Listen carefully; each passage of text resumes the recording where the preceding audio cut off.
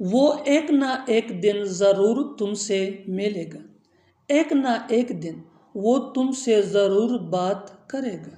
एक ना एक दिन तुम्हें ज़रूर कामयाबी मिलेगी। एक ना एक दिन सब कुछ ठीक हो जाएगा। इन जुमलों में हम बोल रहे हैं एक ना एक दिन। इसके लिए आपको यूज़ करना होगा इंग्लिश में वन और द अदर डे।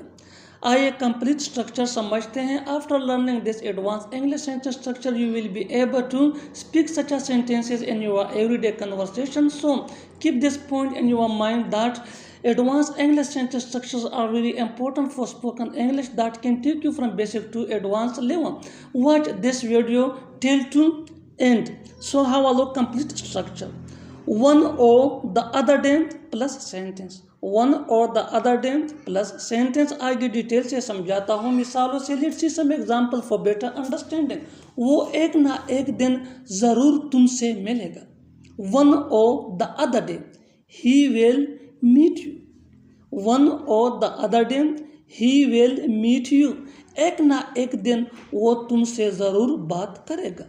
वन और the other day he will talk to you. One और the other day he will talk to you. एक ना एक दिन तुम्हें ज़रूर कामयाबी मिलेगी। वन और the other day you will get success. One और the other day you will get success. एक ना एक दिन सब कुछ ठीक हो जाएगा। वन और the other day everything will be fine.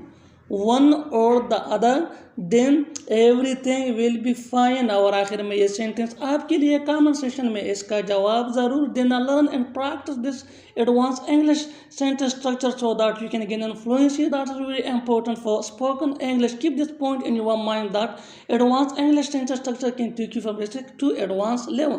एक ना एक दिन वो ज़रूर तुम्हारा मदद करेगा। एक ना एक दिन वो ज़रूर तुम्हारी मदद करेगा। Subscribe English page for more advance English sentence structure. Thanks मानना।